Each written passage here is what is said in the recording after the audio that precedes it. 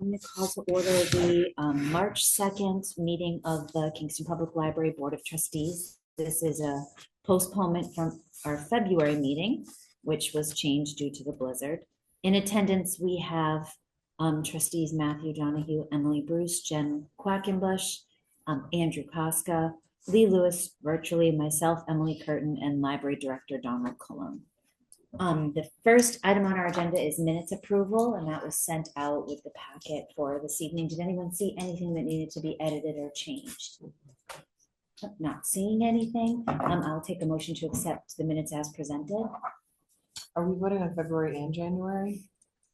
Whatever went out in the last two. So February meeting we didn't have. This is the February meeting. Oh, I see. So the minutes that went out for the last. For Jane. Okay. January. No, it would have been December. They're December. Oh, December. December. Okay, I was like, Yeah. wait a second, I'm confused. Yes. Okay, So no, that was a snow event in January, which caused us not to have a meeting. So same set of minutes. I move to accept the minutes from the December meeting. I second. All in favor? Aye. All opposed? Not seeing anything, it passes. The next item is, we have been looking at the policy on solicitations for a discussion and vote for. Sorry, Yes. I just, am I allowed to second that actually because I was not present at that meeting? or Did is you that watch issue? the meeting? No, I didn't get a chance. All right, then you would just you would abstain. Okay, I'm sorry. I That's didn't okay. realize. We'll do it again. Whoops. I move we approve the meeting minutes from the December meeting. Second. All right, all in favor? Actually, Aye. because we have a member online, it should be a roll call. Okay, I can do that. Yeah. So for voting on the minutes as presented for December, we're going to do a roll call vote. So I'll move around the room. If you were not in attendance, please just say you abstain. Aye, yes. Aye. Abstain. Aye. Aye. Aye. Thank you very much. Now we can turn attention to the solicitations. Yes. This was something we started back in late fall talking about our policy.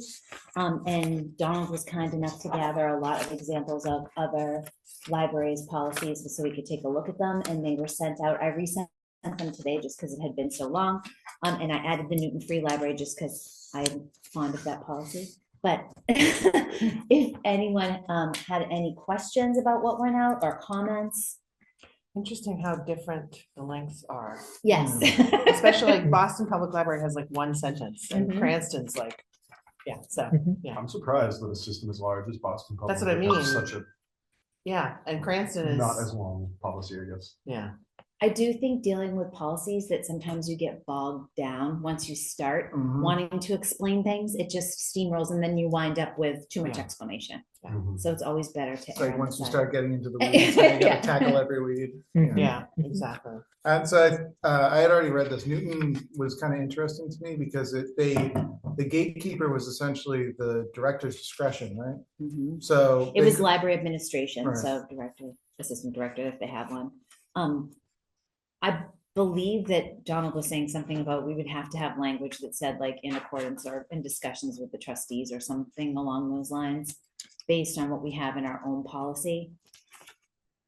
Yes, because the current policy reads, the Board of Library Trustees will place limits on commercial activities and fundraising activities in the library building and in library publications. The board may permit occasional commercial or fundraising activities related to the mission of the library or to organizations endorsed by the board, which was a discussion of what. Because we don't really endorse. Exactly. So I would be very. So we would you know, strike it if we. yeah, commercial activities for other organizations may take place within the meeting room. We no longer have the meeting room.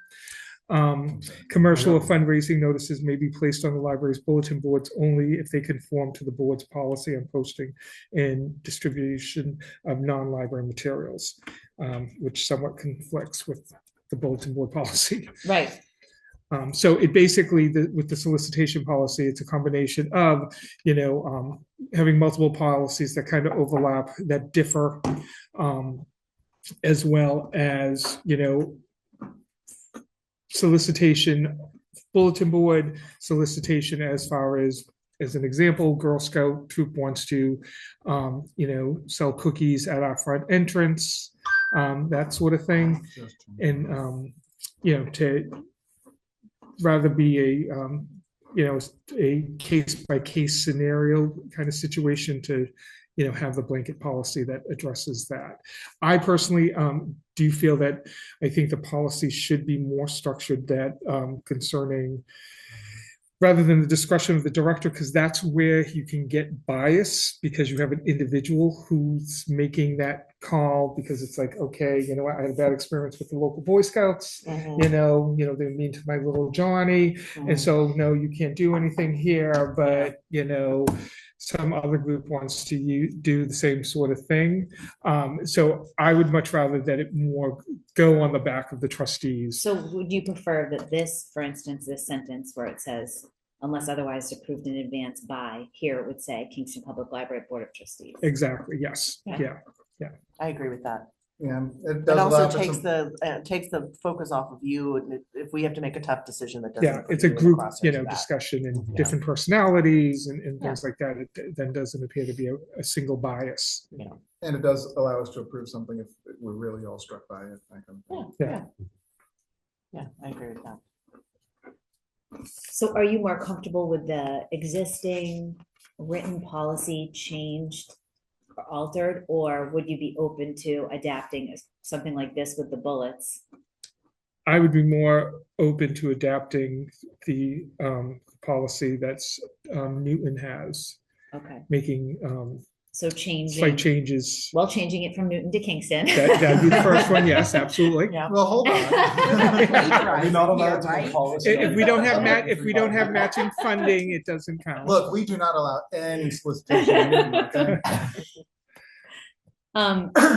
With this policy, as I've said many times, I like the way this is set up. I do not care for the last line.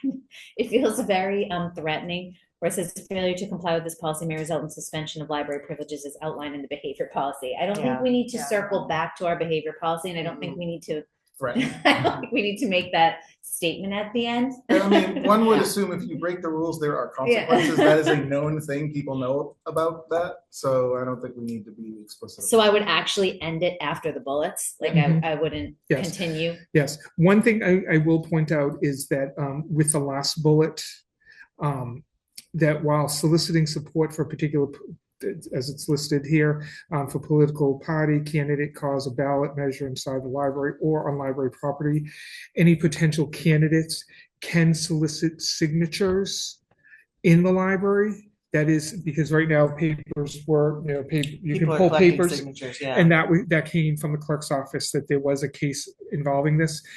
They can't, do it at the front entrance. It has to be in basically a discrete part of the library, and they can't go in the offices, and nor can they solicit the signatures from staff. But someone But could this particular sit here with their paper. And ask exactly, people as they like walk if by. you're walking by, because we do have a candidate, a young man who's running for selectman, Oh, yeah. who's doing that. Yeah.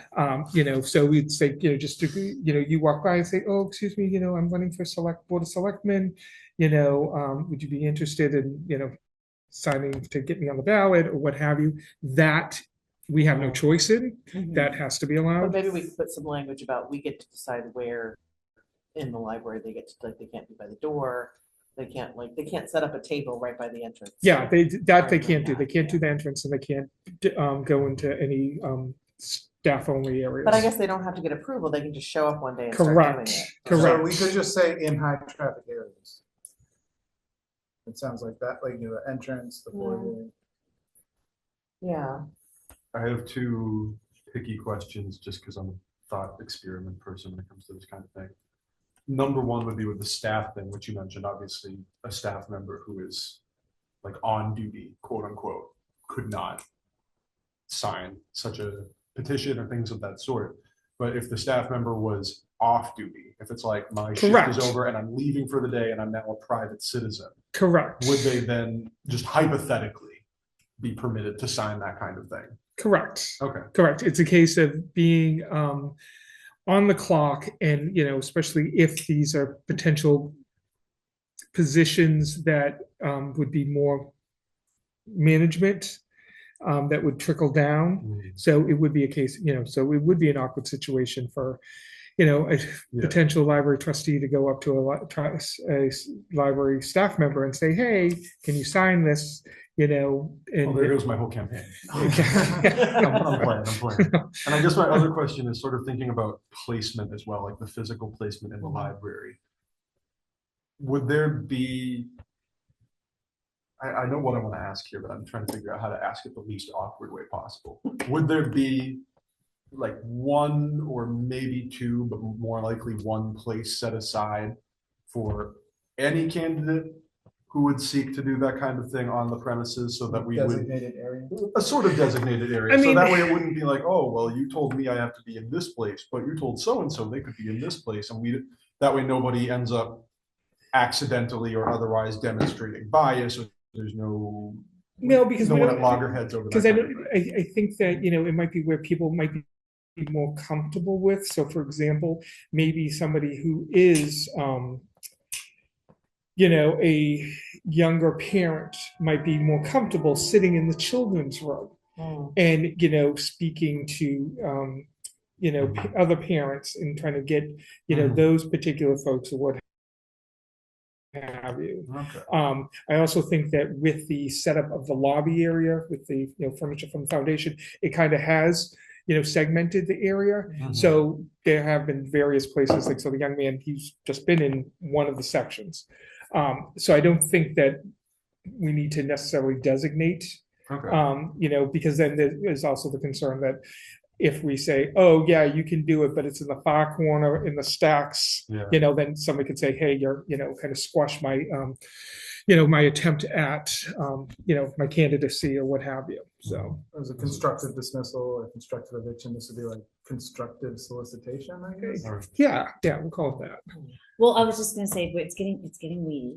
So in terms of the language for this last bullet, where it says soliciting support for a particular political party paragraphs long. candidate, I know, cause or ballot measure inside the library or on library property, but then you're saying, well, people can get signatures here.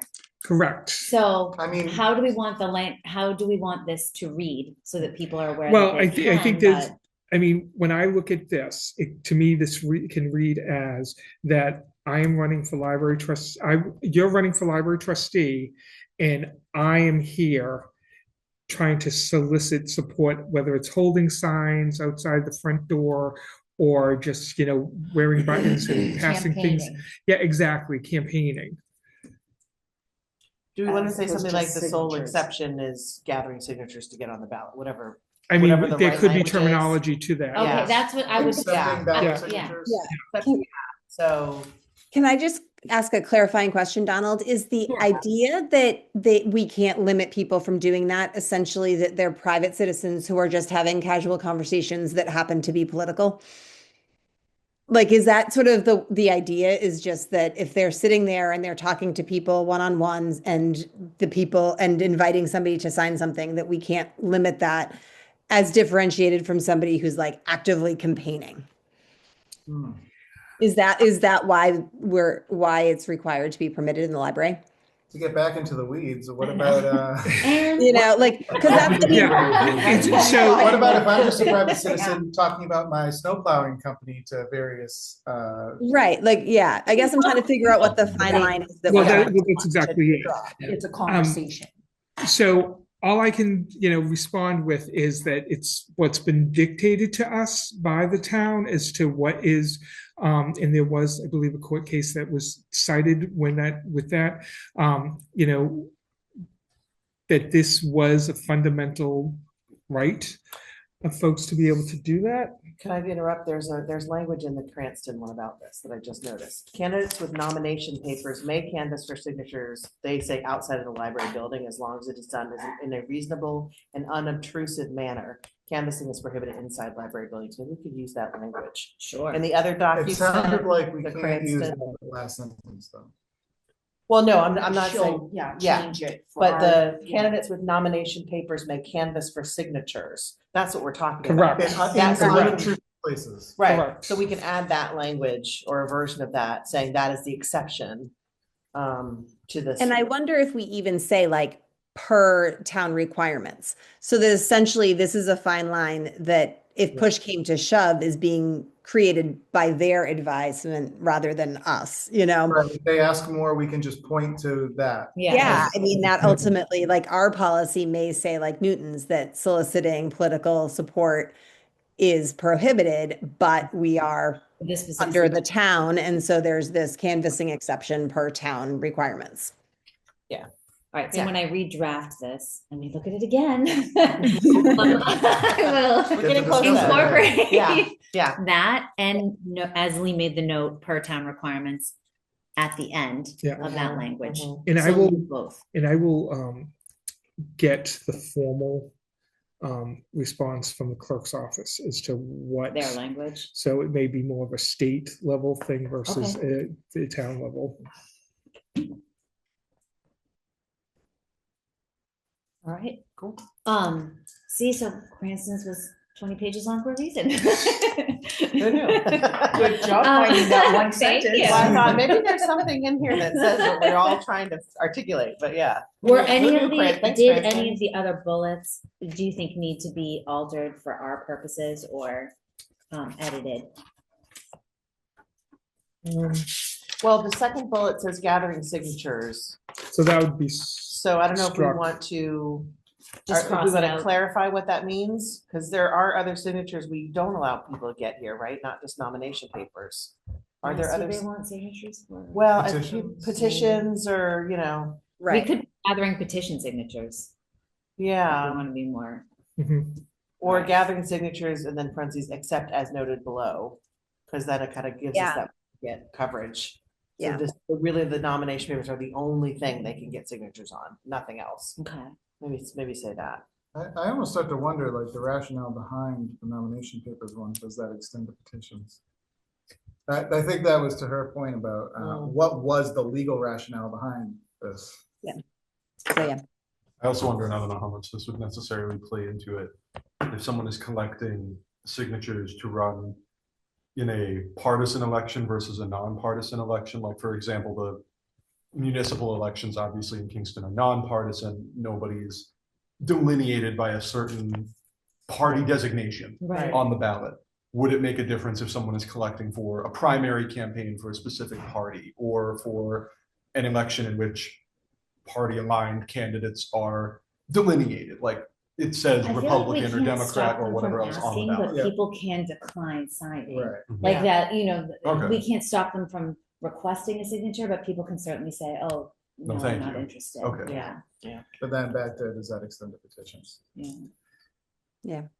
So I think if we can get the specific requirement, that will be helpful, because Do we know what and the, then I think it's important to kind of say, like, that this is coming from, whether it's the town or the state, like, you know, this is a So- line that has to be, somebody needs to know, and it's not us who necessarily knows if something strange is going on.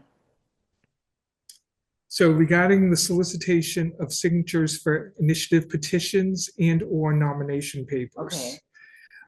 Both the United States and Massachusetts constitutions protect the right to solicit signatures on ballot question petitions, nomination papers in a reasonable and unobstructive manner in open public areas. This includes the public areas of municipal property. all right, so it sounds like we have to strike the petitions section entirely. So, Not that in my experience we've ever had anybody with petitions. It's always been nomination papers, so.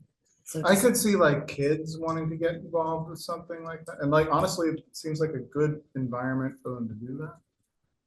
So it should say distributing literature, soliciting contributions and conducting surveys inside, but not mention the petition part. Yeah, and maybe explicit in the last bullet point about About- allowed unobtrusively. Mhm.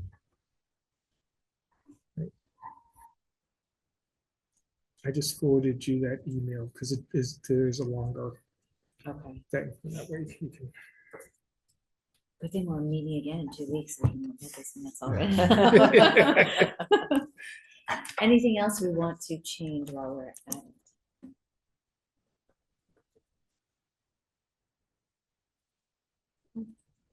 That's good. All right, I'm gonna draft it out with these notes. Great. The next item on the agenda is the Cultural Council Award donations. Do you want to speak to that, Donald? Sure. So we had applied for a cultural council grant for a series of adult craft programs. I received notification that we were awarded $1,000 for that. We've already begun the series. It's a monthly craft series beginning in February. We did actually stamping tea towels, which was, that's not something that's in my wheelhouse. However, we have a community member who has volunteered to do the craft programs for us. And so we did have a really good turnout for the tea towel ones. The one for March is going to be a rope wreath Just program. signed it. I did. There are 8 spots left. Yeah.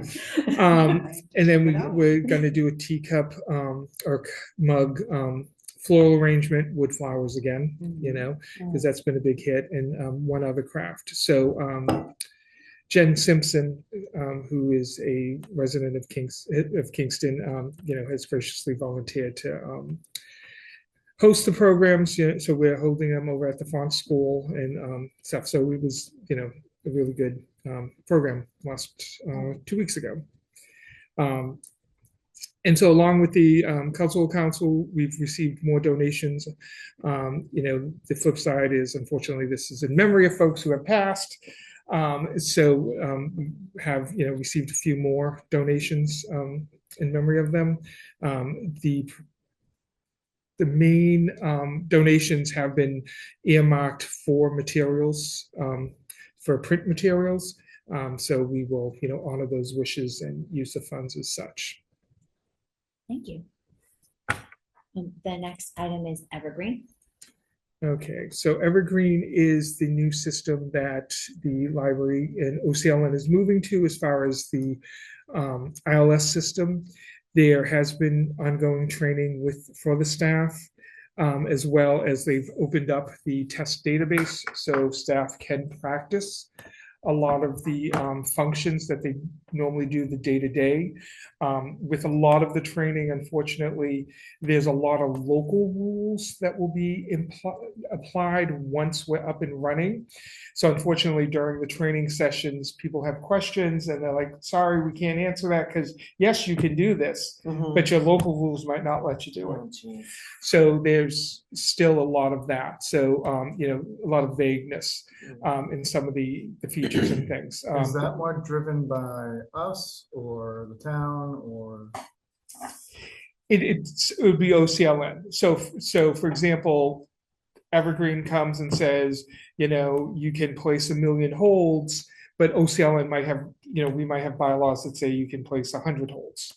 So people will ask questions that, will have to be answered locally within OCLN, because there's a lot of questions that haven't been asked or answered yet. And OCLN, from their management side of implementing this, it's like they don't know what they don't know. So it's kind of like they're learning as we're learning, sort of thing, because they are trying to get this expedited to get it done and implemented by the end of April, because they wanted to get it done before school got out and before summer reading started.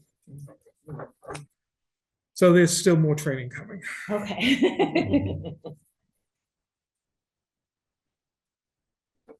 I believe, I was going to say, now we're on the Green Street project. Okay. So the paper that you have in front of you is, or I believe it was shown to you, is a draft. Yes.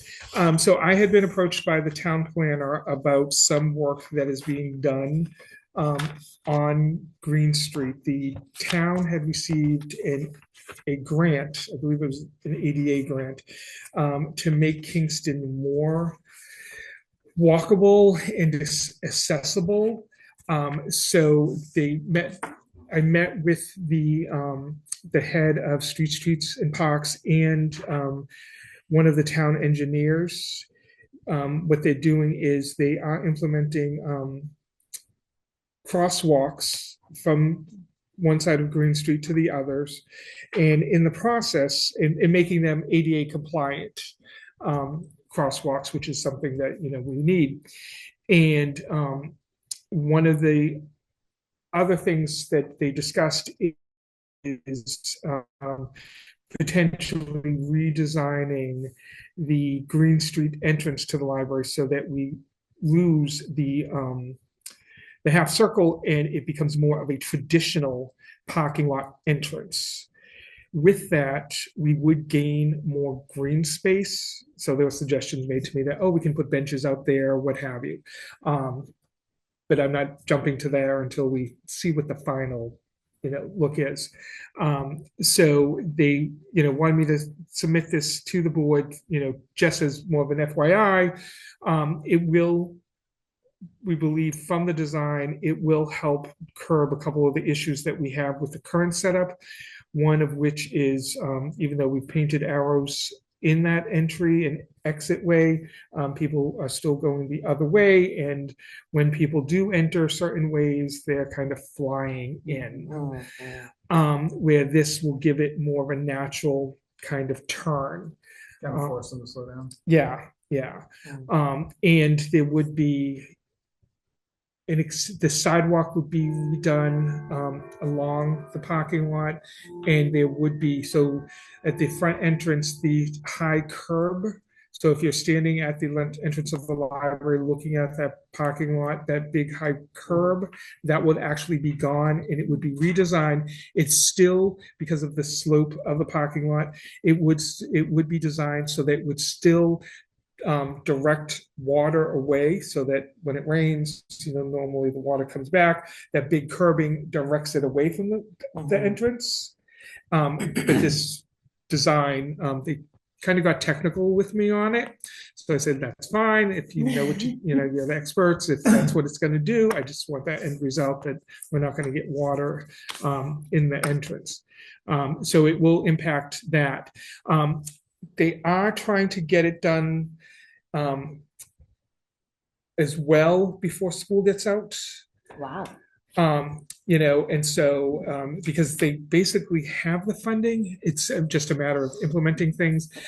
They will be working with facilities as far as there might be some overlap as far as we know that the awning to the front of the building collapsed during the snow, and so that is being replaced. And so that is, at this point, I believe it is like 4 or 5 weeks out, because it's not a It's custom. it's custom. Yeah. Yeah. So there is a time frame with that. So we're gonna try to get both things to complement each other. And it may, as far as the canopy, shouldn't impact the entrance area as far as access. They said they could actually come in and do it on a Sunday afternoon and get it completed then. But the Green Street project work, when they're working closer to the entrance, there may be a day of closure due to the machinery and what have you that they have working in that general area. So they're pretty confident that they're gonna get this done before summer camp starts? Oh, yeah. So the sheer traffic, well, as you know, the traffic that comes with the rec camp and the parking. Yeah. Actually, it's strange to me that from the Summer Street side, you have to cross the street twice to get into the building.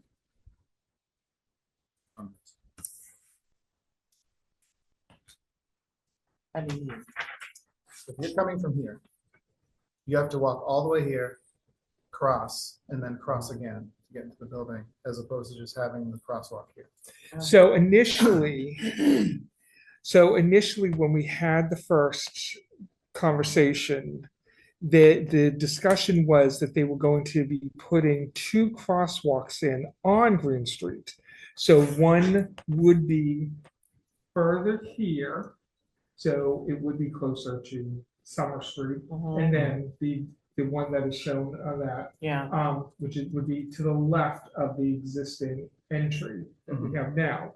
And then when I got that draft, that's what was Well, Yeah, one thing sent to I'm me. thinking about is I've seen, because I do it myself, when people turn right onto Green Street from Summer, people come roaring up that hill. Yeah, yeah. And I would be worried about using that crosswalk because someone, by the time they see you, then they'll slam on their brakes and it might be too late. Because Yeah.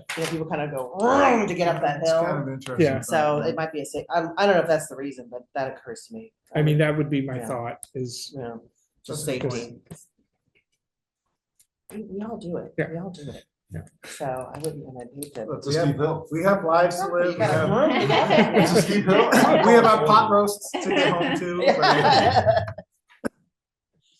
Do you have any other serious concerns about this plan, though? no, Okay. no. And actually, I and actually think this alleviates so many headaches. People do not I know how to agree. drive in that half Uh-uh. circle. Yeah, Yeah. that's They a- also They really use it don't. as a spot to leave the car to run books to the book Yes. drop, and then Yeah. it causes Why don't they chaos. park in the parking handicap space like that, Yeah. like I do? Well, you're No, not when- technically unless you have parking a if your plaque. car's out there. Yeah. Yes, and I leave the door open. Yes. and No, you everything, gotta and I push just the run park out. anywhere button. Yeah. This maximizes inconvenience. You don't Yeah. understand. That's what we're looking for. so I will say that, I got this from the engineer, and then I spoke to the town planner today. I had gone down because I wanted to confirm the changes from the discussion, the in-person discussion, to what I see there. And I did, kind of plant the seed and about that definitely that there is a need for additional parking for the library and the Adams Center. I vocalized, a lot of the challenges that we have over there as well and stuff. So I think that parking will be a future bigger conversation to have, as we move forward. So as far as like thinking about benches and what have you, We need more parking spots. yeah, Yeah. there needs to be, something done for both buildings. But as for now, as the, what has been sent, I think, would help us, as far as getting, that curbing is a tripping hazard. And, so I think that would eliminate that, and the, redesign would, and it will be a traditional entrance of, you have a solid line, so one Well, way. it's so funny because when you handed it to me, I was like, okay, so what's complicated about it? Meanwhile, it's just a standard entrance into a building. Exactly, So there's nothing complicated about it. Yeah. What's the catch? Yeah, exactly. You go in and out. Yeah. Yes. So it's like any other road where you drive on this. Yeah. Yeah. Okay, perfect. The next item on the agenda is the Adams Center, Okay. which is, we put this together so long ago. I'm like, what exactly was it about the? When I Adams printed it out, I know, Which thing is it this time? Center? yeah, well, it's, basically, so it's about funding. So I've had, which was actually in one of my director's points. So it's reports by the January one. So I met with the facilities manager to discuss the issues as far as restoration and preservation for over there. He had put a request into the CPC for funding. They basically kicked it back, needing more details and things like that. So it was actually withdrawn from him, by him. But it goes to say that, this being a historic building on the National Register, that, trying to get funding for the necessary historical repairs, as well as the newer addition, is becoming somewhat of a headache and troubles, because there are issues showing up as far as the overhang lighting above the entrance to the glass section, that you can see that there's been water infiltration and paint is flaking, and that needs to be replaced. The windows from the stairwell, during any good rainstorm, water is infiltrating, it's dripping from the screws and stuff. So there definitely is a need for an assessment. So I had spoken to him about getting a preservation specialist in to basically do a walkthrough of the building and come up with a checklist. And one of the things, for example, is like we need the columns replaced over there. And that was what the request was to CPC. One of those columns is $9,000. And, some of the points that were made were that, their concern is that it being that true to the historic nature of the building. So what was missing was exactly what did a barrel column from 18, what have you, actually look like. And so stuff like that was, omitted from the request, and that's the type of stuff that they're looking for. So it will be a deeper dive into trying to find more historical accurate support to request for fundings from this particular agency. With that said, we also, one thing that I'm looking into is with the addition, whether or not that if there's any work on that side, that if that also, because it is the Adams Center in its entirety, whether or not the new addition has to go through the historical commission as does, or is it just the historical part of it? Right, and like you'd think that it wouldn't, but The technicality may be there. Yeah. So just trying to come up with a game plan, because I have no problem in, as I explained to Rob, have no problem taking the time, researching, using the resources that we have in the archives to draw up information about, features that need to be replaced or, restored or what have you, and, going through that legwork. But I don't think necessarily any grant entity is going to be open to $9,000 for a single pillar. It needs to be, so basically the pillar needs to be replaced. The facade of the building in the front there, like that whole front entryway has to be replaced and stuff. So that's why I want that specialist to come in so that we can get this overall, it will be the Adams Center project. And it be, we can check things off as we get funding for it or whatever. So even a timeline, so that if the person says, okay, your walls look good, but you know what, every so many years, that particular kind of horsehair plaster, blah, blah, blah, needs to be, should be repainted to secure its, structural, whatever, stuff that I know nothing about.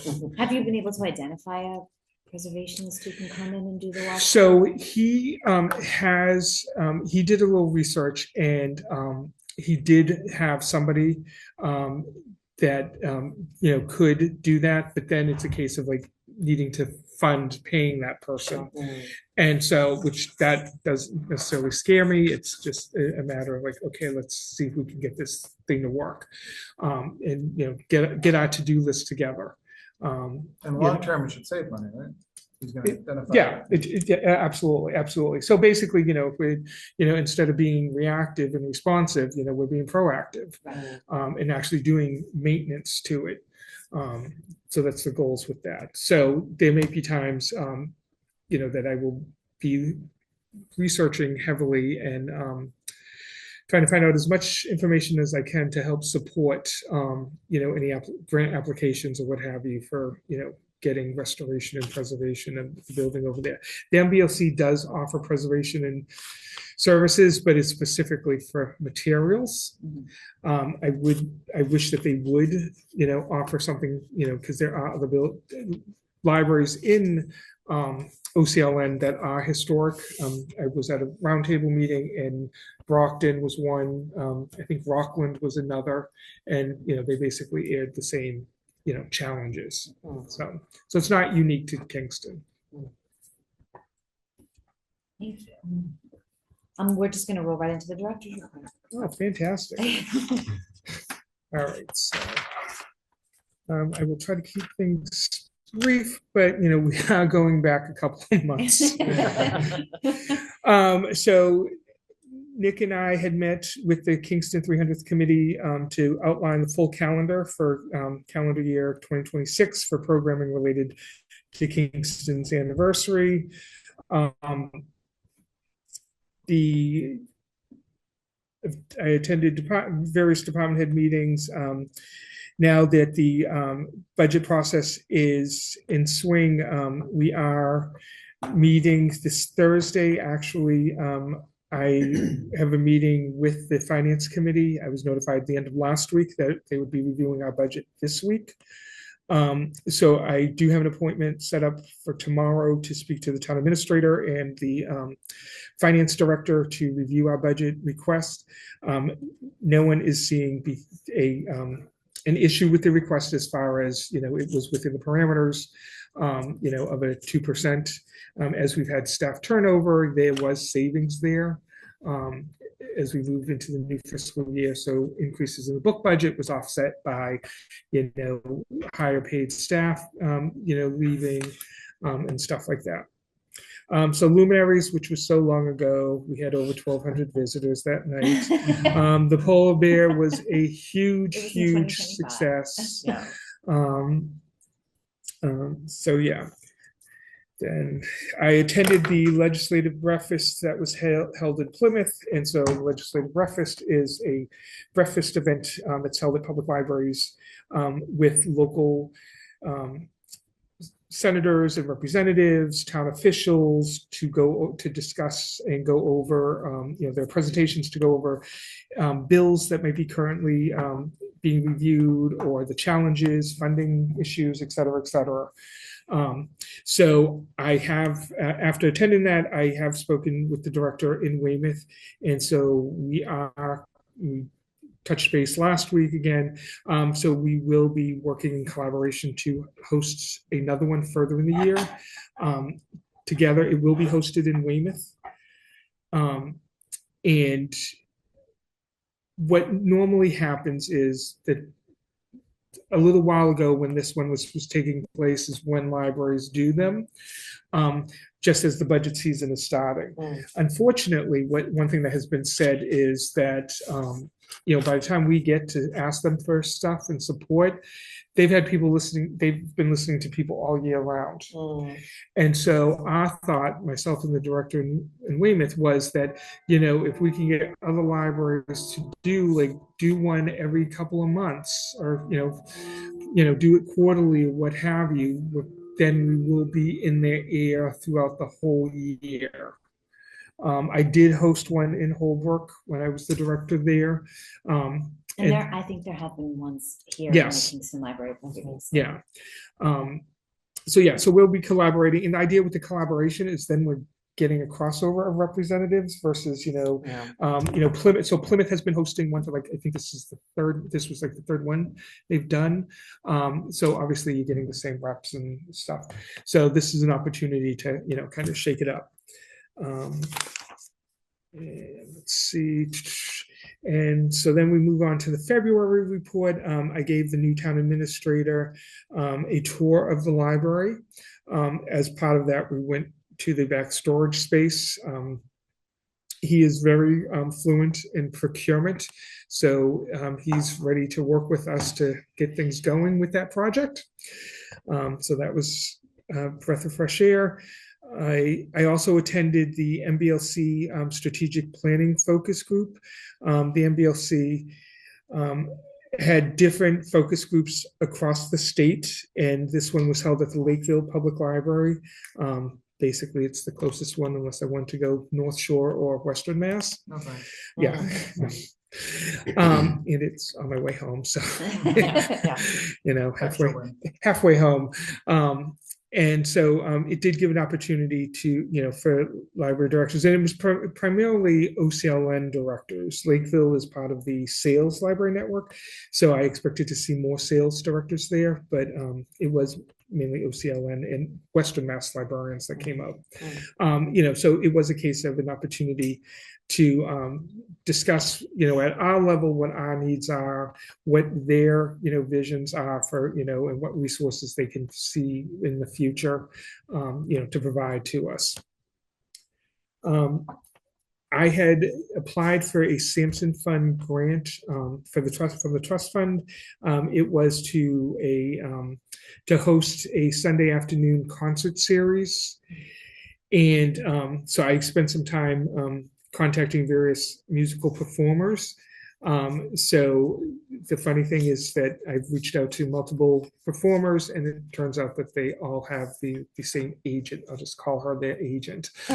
So she's like, "Oh yeah, I got your, fill out these online forms if you want to schedule, a performance," and and I got the email back saying, "Hey, I oversee this one, this one, this one." And I'm like, "Oh, make my life so much easier." Just dealing with one person. So those will be, I will be continuing to work out with those because I'm trying to get 6 different performances and completely different, so that potentially we get different clientele to attend. We already discussed the awning. There is, as you may have noticed, the red tape on one of the tiles. There was some damage to the tiles out there. Those will be replaced. And we did a collaboration with the Parks and Recreation and the Council on Aging for the Book and Pizza Bingo event at the COA, which was a lot of fun. We utilized a new book vendor that provides severely discounted materials, the new materials, but they're current. And they're which is current. important too, yeah. Exactly. Literally we bought books for prizes that were less than $2, and for all ages. So so that was a good turnout. If there are any questions about my report.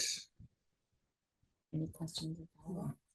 Oh, you mentioned the polar bear was a big success. Yes.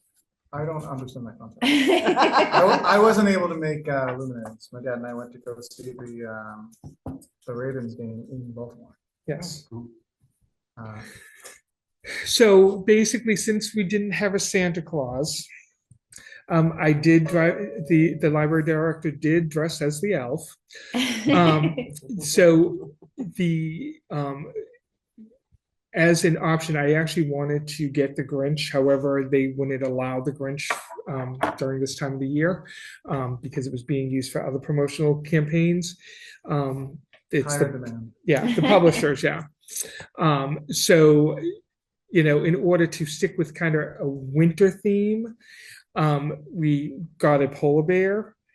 And the fact of the matter is that they changed their policies, which was before you contact them, they like, okay, let me check and see if this is available. Then they send you the contract. So I hadn't heard from them. And then 2 days before Luminaries, the polar bear shows up. And I'm like, wait a minute, I didn't sign the contract with, we've changed that. You signed it afterwards. Huh.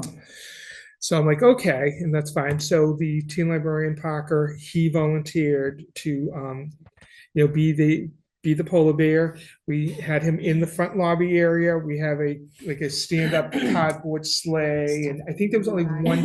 I think there was only one child that was scared of the bear, but Pretty good. he was phenomenal. I mean, he really got into the character and very playful and dancing and stuff like that. Did he drink Coca-Cola? No. Does it allow a lot of That was freedom what was of discussed at the department head movement? meeting, that it was the Coca-Cola bear. No, he wasn't. What does our solicitation policy say? I know, exactly. Exactly, I exactly. don't think, yeah. So but it's his right to be able to just sit there and drink a Coke, right? hey, As a private citizen, yes. Yeah. So so that was where the success was. So I only experienced one person who was unhappy that we didn't have Santa Claus, but Santa was at the Reed building. So Yeah. nearby. Yes, yes. Yeah, that's the polar bear. Oh, I like it. Not seeing any other questions or concerns, we'll move on to staff reports. And here, there was a bit of a mix-up, which is, I don't really know what happened, but somehow when I sent out the reports for a meeting, the January teen and children's report, it was listed as children and teens, but it was the children's report twice. So Lee pointed it out to me and I was like, oh, I'll get the report from Donald. So I asked Donald and he sent it to me and it was the children's report again. And I was like, nope, this isn't the one. And so then I tried to explain to Donald the problem. He sent me 2 reports and I was like, oh, this must be it. But then looking at it later, realized it's the February teen report. So the January teen report is the report that is missing from all of our reports. Okay. But the February one is in there. We twice got to enjoy the children's report for January. That's funny. But yes, so somewhere out there is the teen report for January. We just don't have our hands on it. Was there any other feedback or questions about the reports from the department heads over the last 2 months? I will say, I really love the variety of programs that are coming out of the library when I look at the calendar, because I signed up for my rope reef class today. I happened to browse the other things and it looks great. Definitely. New energy, Yeah, no, it's great. these youngins. So while Yeah. Donald searches for that missing report. It's out there in the ether somewhere, I'm sure. I don't have a Foundation of Friends update. Did they not end up meeting virtually last week? They did not. Okay, so they're in limbo because they were scheduled to meet the same night we were and obviously canceled due to the weather. So I don't know when their next meeting will be, but I'll ask Jess for a debrief once they have it. I believe it's the 16th. Okay, Okay. so it will be same night as Same ours. measurement. Payment of bills. I have paperwork that will get me one step closer. Okay, then we still have no bills, Okay. which is always exciting. Yeah. Old business. Do we want to tackle dates or wait until 2 weeks? Wait 2 weeks. We're just discussing that we have to lay out the calendar in advance somewhat, but since we are going to see each other again in 2 weeks, we can do it. The 16th, right? Yeah. Yes. I'll just make sure. That's the regularly scheduled March board Yeah. meeting is the 16th. No other old business, any new business? I have new business, Okay, although it's about 3 months old at this point. yes. So No, I don't want to sign. I would good, because I don't want you to. No, right after Christmas, I met with our former colleague here on the board, Carolyn Brown, who served as treasurer, to begin the process of transferring that title of sorts over to myself. We signed some paperwork with our folks at Eastern Bank. There was some other paperwork that I needed to bring, and I'm gonna have to go back and look at this to see specifically where you, Emily, need to sign, and where you, Jen, need to sign. But I need signatures at different points in this paperwork from both of you. Okay, And I meant to take care of that in January, and the weather got in the way. So there is paperwork here that I do have to, it's not that sheet.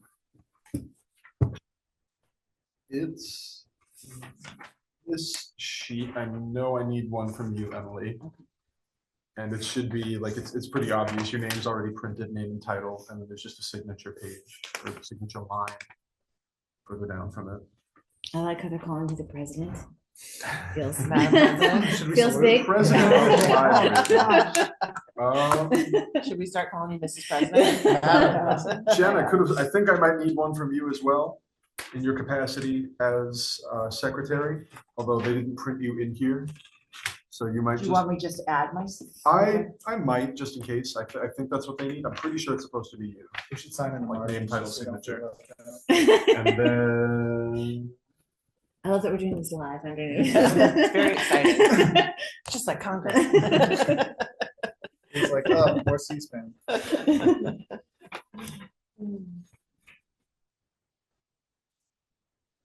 While we go through our signature process, was there anything else under new business? So under new business, I would just yes, say, so you and the you're also not authorized. to sign head that. of adult services, Steve Miller, he did leave Kingston. He is taking another position at another library. So he left, I think, a week ago. It was the Friday. 13th. Yeah. So so we're in the process of working out details about the job description, any updates to the job description. So the job has not yet been posted, but hopefully it will be in the very near future.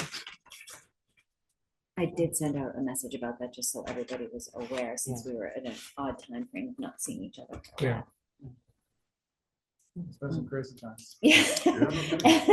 Any other new business? And then the only other thing that I would like to put out is that, so in the coming year, we will be working on the new strategic plan so that the current strategic plan for the library expires at the end of 27.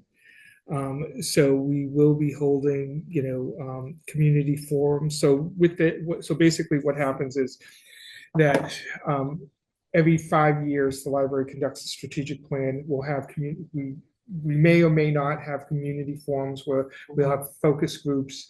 We'll get citizens in, ask them, okay, what do you like about the library? What would you like to see changed at the library? And a lot of the things are, either more materials, open more hours, bigger building, all those sort of things.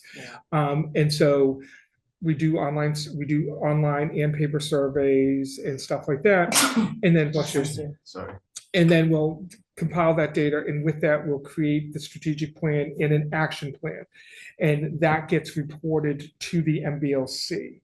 So with the action plan, it's kind of like, from the data we get, we basically just make a to-do list. And we say, okay, this is what we're going to do this fiscal year. This is what we're going to attempt to do in this fiscal year, et cetera. And as long as we're up to date on the strategic plan and the action plan, we then are eligible to apply for LSTA grants. Okay. If we're not, then we can't apply for those. And so when I first started here in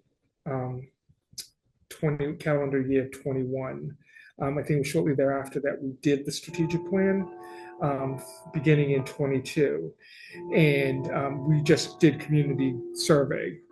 But this time I want to start earlier and make it a lengthier process so that we can gather as much data and then utilize that to, move forward. Thank you.